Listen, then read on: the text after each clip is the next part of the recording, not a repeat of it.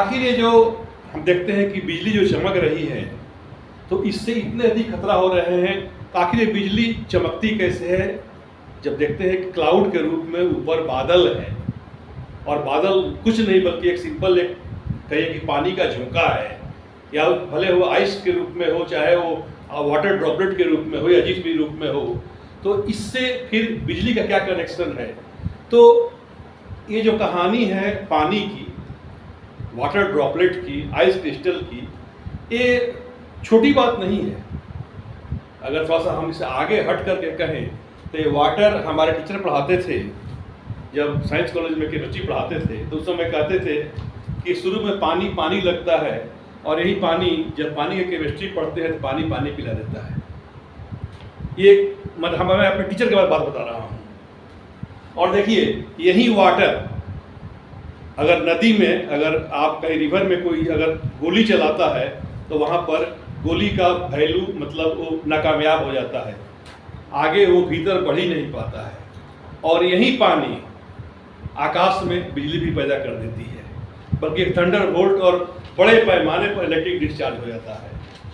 हमारे शास्त्रों में भी हमारे कालिदास का नाटक देखिएगा तो कालिदास का नाटक जो है, तो नाटक तो कहेंगे मतलब कि इसका विज्ञान शाकुंतलम है, लेकिन लिरिकल जो पोएम है जिसमें कि आपका मेघदूतम है, तो मेघदूतम में देखिएगा कि जो यक्ष है, एग्जाइल्ड जो यक्ष है, स्पिरिट है, तो अपने पत्नी के विरह में वो कुछ संवाद कर रहा है। एक पक्षीय संवाद है, इसलिए इसको लिरिकल पोएम के रूप में है। जैसे कि अभिज्ञान शाकुंतलम ड्रामा के रूप में, उसमें संवाद है, मतलब दोनों ओर से डायलॉग है, लेकिन इसमें देखिए कि एक ही ओर से सुना रहा है और इसके संदेश को बादल लेकर के जा रहे हैं। इसी पर कालिदास की रचना है, जो वो रचना है मेघदूतम, वो इसी पर है कि बादल उसके संदेश को लेकर के जा रहे हैं।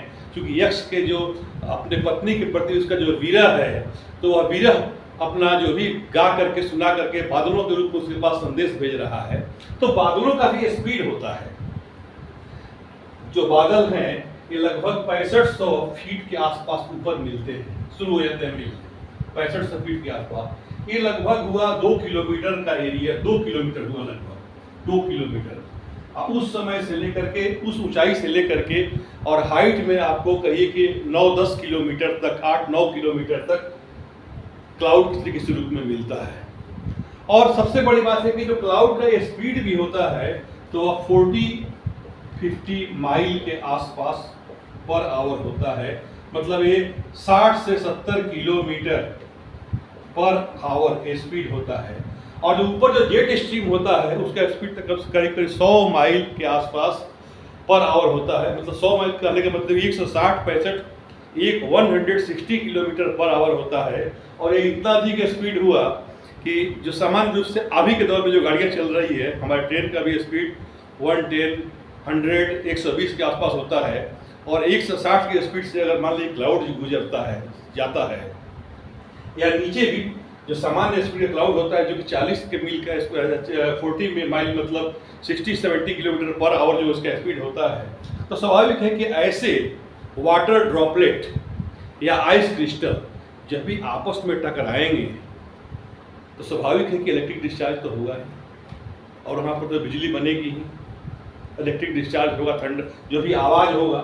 और ये तो बड़े सिंपल चीज़ है कि जो हमारे लाइट का स्पीड है वो काफ़ी अधिक होता है, 3 लाख हुआ उसका स्पीड, और 335 जो होता है स्पीड होता है, साउंड का स्पीड होता है। तो ये स्वाभाविक है कि लाइट बहुत पहले बिजली चमकती है और काफ़ी देर के बाद सुनाई देता है वो।